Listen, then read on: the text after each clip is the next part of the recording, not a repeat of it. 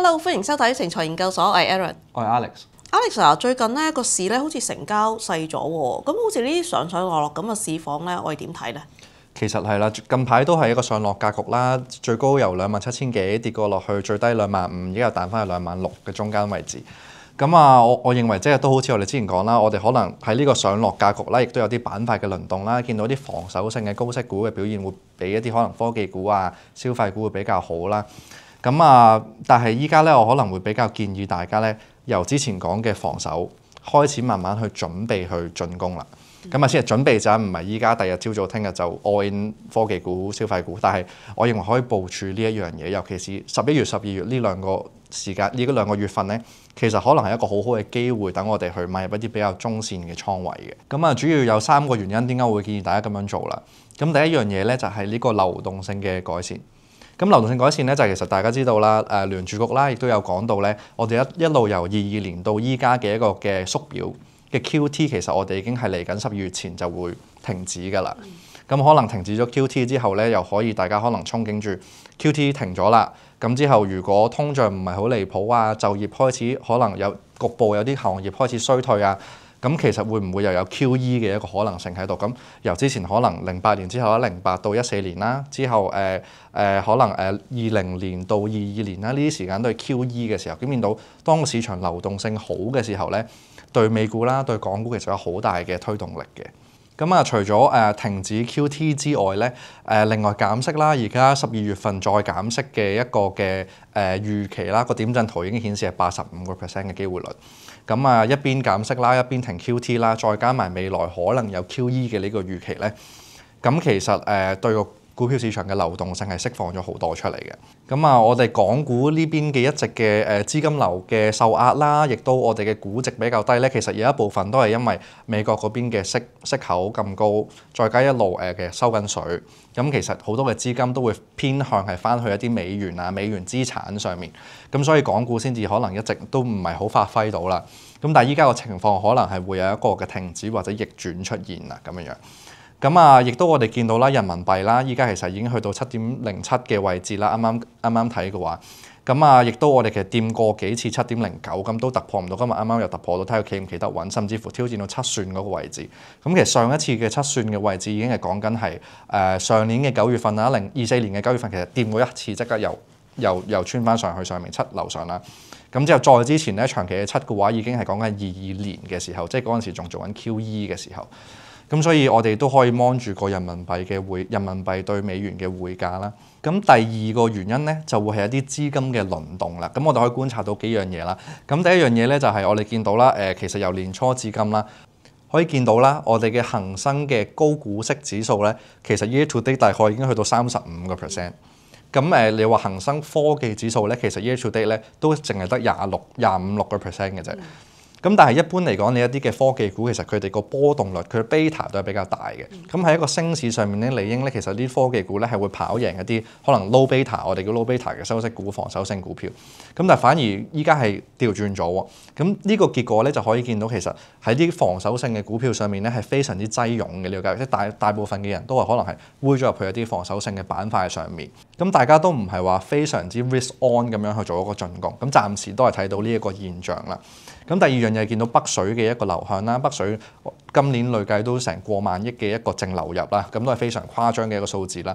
而都見到啲科技嘅 ETF 嘅成交，其實都係翻咗250% 嘅。咁啊，所以大家都見到其實大家都開始部署緊一啲嘅科技啊、消費啊呢啲咁樣嘅板，即係叫做可能真正係中長線啲推動國家去前進嘅一啲嘅板塊啦。咁第三樣嘢咧就係可能一啲嘅科技板塊上面嘅頭部企業啦，例如係騰訊啊、阿里巴巴呢啲企業其實都做緊大量嘅回購嘅，可能騰訊過千億嘅回購啊，阿里巴巴單季可能有58億美金嘅一個回購。咁其實呢啲咁嘅力度都見到，其實公司自己都認為咧，而家嘅股價同埋估值咧係非常之低估嘅一個狀態。咁喺三樣原因去綜合去睇嘅話，見到其實呢個資金輪動咧有機會咧會由一啲防守性去流入一啲比較進攻型嘅板塊啦。咁最後一個原因咧就會係宏觀少少嘅一個原因啦。咁如果我哋可以 monitor 一個比較我哋叫做 credit impulse 啦。咁呢個 credit impulse 咧，一般我哋會用嚟做一個 leading 嘅 indicator 去睇下究竟宏觀個氣氛啊，大家個投資意欲、借錢意欲如何嘅。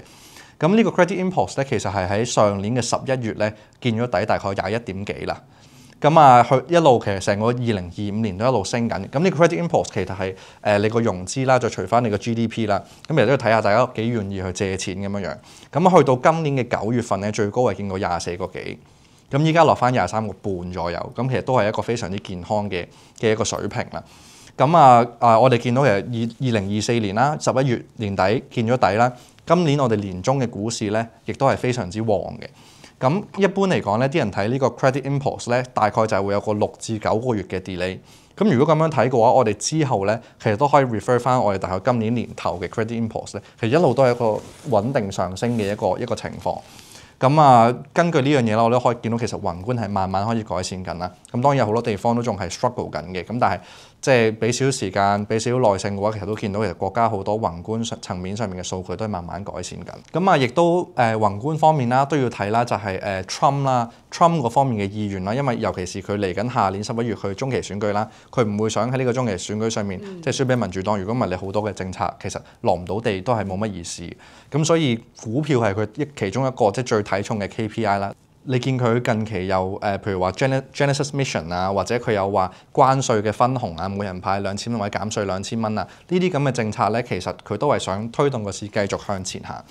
咁其實大家都可以預期啦，綜合啱啱幾樣嘢啦。嚟下年嘅可能第一季、第二季，其實個市都唔會話特別差。尤其是有啲嘅 event 啦，我哋見到三月份啦，第一季尾啦，又會有我哋兩會啦。咁我哋啲155點樣去落155規劃點樣去落地啊？咩政策扶持其實都會喺嗰陣時去宣佈啦。亦都 Trump 亦都有講啦，唔知真唔真啊？都有講咧，就係4月份亦都會嚟中國，亦都話即係會想搞好中美嘅關係咁樣樣。咁亦都中日方面咧，早排咧有啲衝突啦。咁但係呢方面我又認為唔需要太過分嘅擔心打仗啊，或者會 escalate 到一個咩程度，因為始終日本都係可能受中美關係嘅一個影響。咁 overall 我嘅建議咧會點樣做咧？嗱，如果譬如話而家準備進攻啦，咁我認為咧其實可以將我哋一路以嚟20% 可能喺防守性板塊上面嘅倉位咧去 take profit， 或者部分 take profit 啦，咁攞翻啲現金 hold 住先。咁我哋都講緊啦，因為好多嘅譬如中短線啲嘅基金咧，佢可能係 lock 咗 profit， 咁佢哋個 mandate 咧又可能寫明佢哋唔可以揸現金喎，咁佢唯有點咧就可能推晒落啲防守性嘅股份上面。咁如果我哋可以見到咧，大家其實你可以先喺而家嘅高位 take profit 先，然之後準備定啲現金咧，就喺呢個上落格局喺啲低位啊，可能大家比較驚嘅位置咧買入去啲績優股。咁我會先推薦大家先做呢樣嘢啦。然之後再保持20% 嘅現金，永遠保持20% 嘅現金喺呢上落市。呢20% 現金幾時先至可以再入埋去咧？我覺得有2個 scenario 嘅。咁第一個 scenario 咧就係啱啱講到嘅人民幣對美元啦。你話人民幣對美元如果係破咗呢個7算嘅水平，而家長期破7算嘅話咧，我認為大家可以將本身嗰20% 嘅現金咧買埋落去自己一啲科技同消費相關嘅績優股嘅倉位上面。咁第二個 scenario 咧就係當如果見到譬如話國企指數啊，或者啱啱講嘅高股息指數咧，佢可能當日唔係好 perform 嘅，可能都係升0.幾個 percent 啊，然之後但係科指咧可能有成交地升2個 percent 或以上嘅話咧，咁當日咧我建議大家咧都可以將剩低嘅20% cash 咧加埋落去呢一啲咁嘅科技同埋消費相關嘅倉位上面去做一個進攻咁樣樣。咁所以大家依家就係先獲利，準備好子彈，準備定啱啱講嘅2個信號出現，咁就再去做一個進攻。